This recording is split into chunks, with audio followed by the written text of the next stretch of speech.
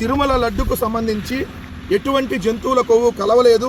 ఏదైతే కల్తీ నెయ్యి అయితే అది కూడా ఇప్పుడు ఈ చంద్రబాబు నాయుడు గారి ప్రభుత్వంలో తీసుకొచ్చినటువంటి శాంపిల్లోనే ఉంది అని చెప్పి స్పష్టంగా సిబిఐ రిపోర్ట్ ఇచ్చిన తర్వాత ఎక్కడైతే ఈ తెలుగుదేశం ఈ కూటమి ప్రభుత్వాన్ని ప్రజలందరూ చేత్కరించుకుంటున్నారు కాబట్టి వీళ్ళని చూస్తేనే అసహ్యంగా భావిస్తున్నారు కాబట్టి ఇప్పుడు ఆ బ్రోకర్ పత్రికలైనటువంటి ఈనాడు, ఆంధ్రజ్యోతిని రంగంలో దింపి ఈరోజు ఈనాడు రాసినటువంటి కథనం, వైకాపా హయాంలోనే కల్తీ నెయ్యి నిర్ధారణ అయినా సరఫరాదారులపై చర్యలు లేవు, పైగా అవే సంస్థలు కొనసాగించారు.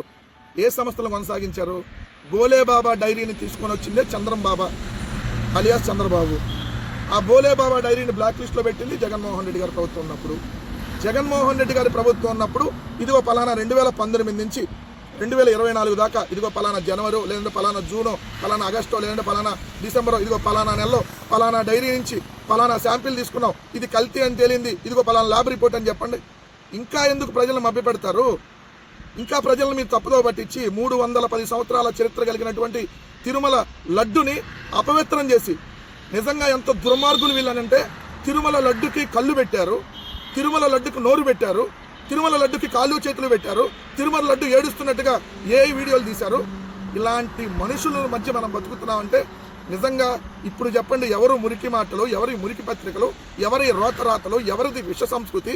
ఎవడన్నా లడ్డూకి, పవిత్రమైన లడ్డూకి కాళ్ళు చేతులు ఏదైతే నోరు అన్నీ పెట్టి అపహాస్యం చేస్తూ అపవిత్రం చేస్తుంటే వీళ్ళు కదా నిజంగా. తిరుమల లడ్డులో కల్తీ జరగడానికి అసలు అవకాశమే ఉండదు. ఎందుకంటే తిరుమల లడ్డు అంత పవిత్రంగా దానికి సంబంధించిన టెస్టులు 3 రకాల టెస్టులు చేస్తారు. ఏదైతే 3 రకాల టెస్టుల్లో పాస్ అయితేనే, ఒకటి vegetable oil test, 2 foreign animal test, 3 ఏదైతే మాయిశ్చర్ కంటెంట్ టెస్టు, ఈ 3 టెస్టులో పాస్ అయినాకే దానికి సంబంధించినటువంటి లారీ ఏదైతే వచ్చిందో ట్యాంకరు దాన్ని లోపలికి అనుమతిస్తారు. సో అలా అవి రిజెక్ట్ అయితే అవి వెనక్కి పంపిస్తారు. కానీ రిజెక్ట్ అయిన దాన్ని మళ్ళీ వైష్ణవ డైరీ ద్వారా మీరు ఆల్రెడీ వాడారు అనేది ఇప్పుడు సిక్కి చెప్తుంది. అంటే కల్తీ కలిస్తుంది ఎలా వాడారు మీరు? దీనికి బాధ్యులే మరి ఇప్పుడు ముఖ్యమంత్రిగా ఉన్న చంద్రబాబు నాయుడు గారు కదా. చంద్రబాబు నాయుడు గారు ముఖ్యమంత్రి అయినాక ఏదైతే కల్తీ నెయ్యి తిరుమలలో వాడితే దానికి జగన్ గారి కారణం అంట.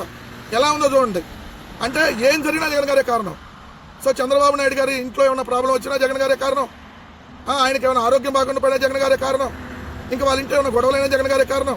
ఆయన హయాంలో రిజెక్ట్ చేసినటువంటి లారీల్ని మళ్ళీ తీసుకొని మళ్ళీ దాన్ని తిరుమలలో వాడినా దానికి కూడా జగన్ గారే కారణం అనేటటువంటి వార్తలు ఇలాంటి పత్రికల్లో నిజంగా మనం బతుకుతున్నందుకు సిగ్గుపడాలి. ఈ 2 దినపత్రికలు పోతే ఈ రాష్ట్రానికి పెట్టినటువంటి శాశ్వత శని వదిలిపోయింది అనేది మాత్రం వాస్తవం.